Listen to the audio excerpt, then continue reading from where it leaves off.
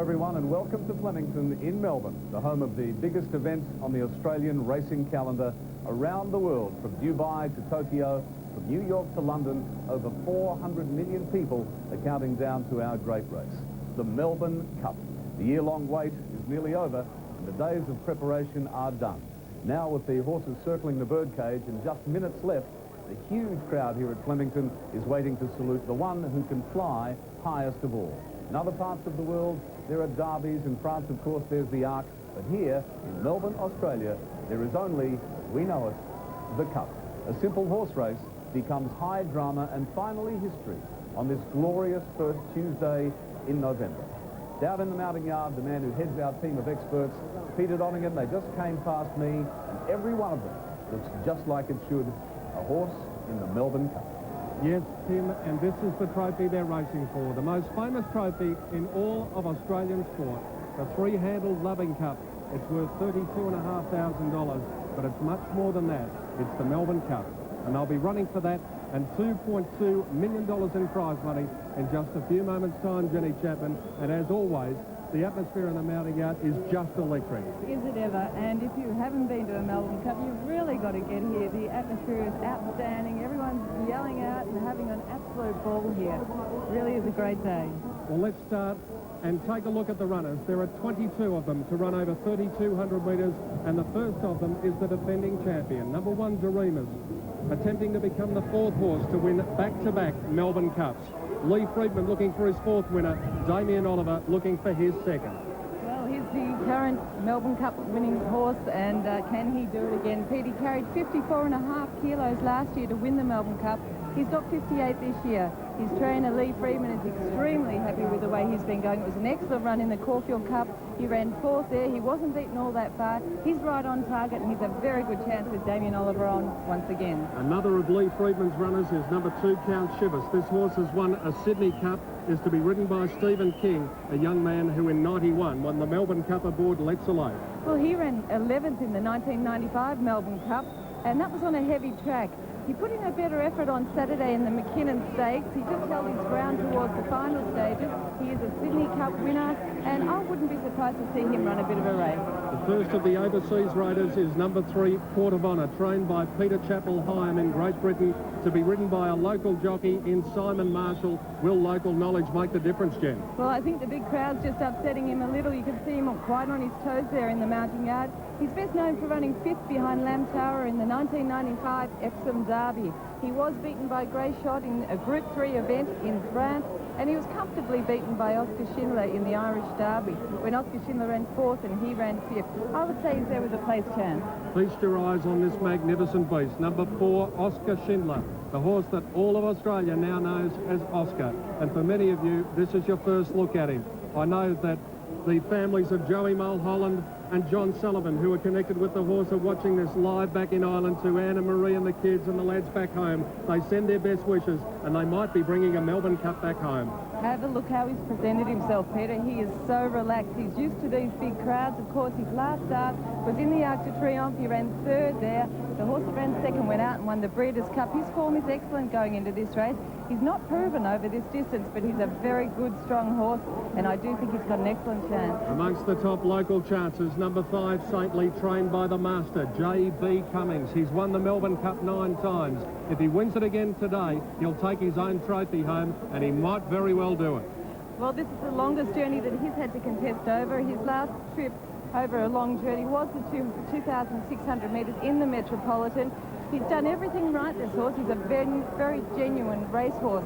And, of course, his trainer, Bart Cummings, has won 9 Melbourne Cups. I do think he's there with a very good chance. The third of the European Raiders, number 6, Grey Shot, to be ridden by Pat Edery, trained by Ian Balding. And this horse is certain to be up on the speed. Yes, he's a front runner. He's a very bold and game, genuine front runner. I wouldn't be surprised to see him give a great sight for quite some time. You go back 2 starts ago for him, and he won the Goodwood Cup over this distance. So he's in form. I do think he's there with a chance.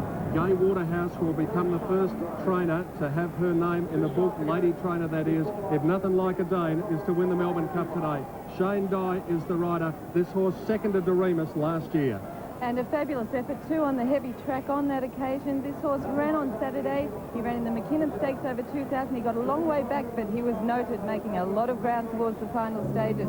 I think Nothing Like a Day gives Gay Waterhouse an excellent chance of taking away her first Melbourne Cup. One of the 5 Kiwi raiders, the nation that dominated the Melbourne Cup for so long, is 8 Sapio, to be ridden by Jim Walker, trained by Sylvia Kay. He's adjusted well into the surroundings here at Flemington. Well, he's the winner of the New Zealand Cup over the 3,200 metres.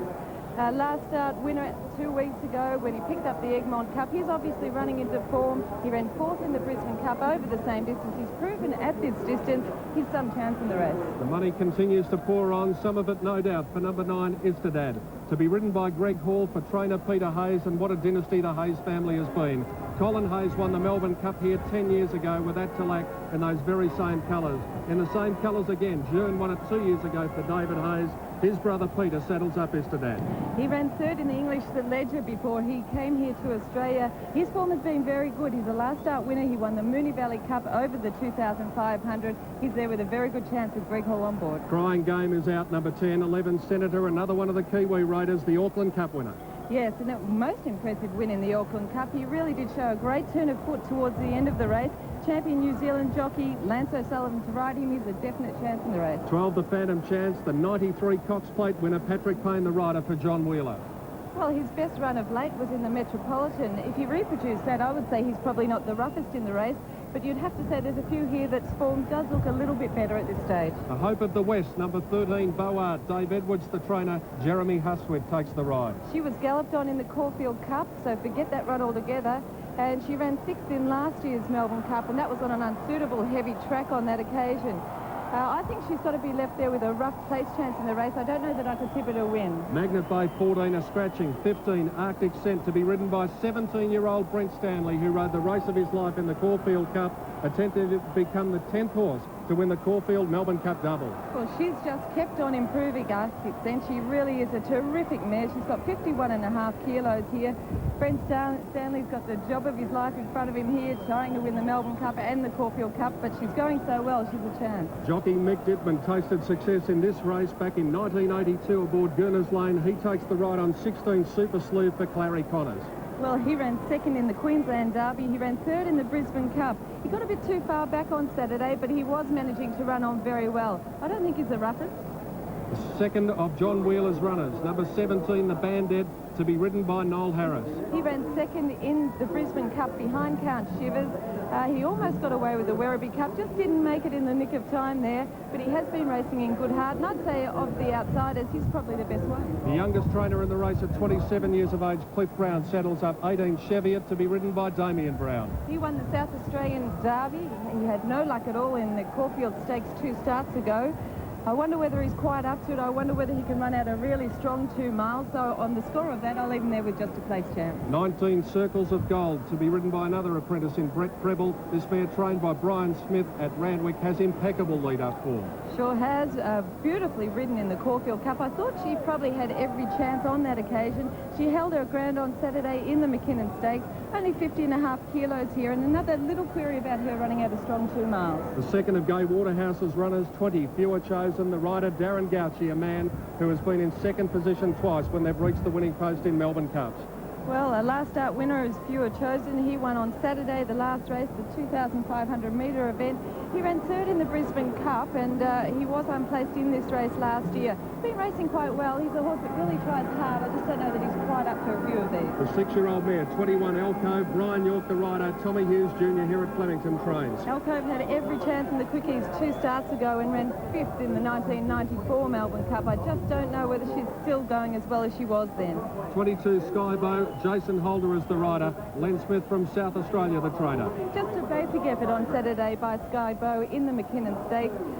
He did run 2nd in the Adelaide Cup way back in May, but I just don't think he's going as well. The second of Bart's runners, 23, My Kiwi Gold, John Marshall, a Melbourne Cup winning jockey. The Newcastle Cup winner is My Kiwi Gold. Lightly raced, only had the 15 starts for 4 wins, but in a top stable, Bar Cummings' stable. This is a bit harder for him. 49.5, maybe not the roughest with that weight. And number 24 is Sedico, one of the outsiders. Could this present young Andrew Payne with a birthday present for his 17th birthday yesterday? He fought on very strongly last start behind Pure Chosen on Saturday over the 2,500 metres in the 10Us. I would say he's probably a very much a distance down here. Pete, he did have one go over the 3,200 in the Adelaide Cup and he failed there, so I doubt that he's good enough. Well, as I said, John Marshall has the potential to be a Melbourne Cup winning jockey. He and the other 21 will be riding over that map.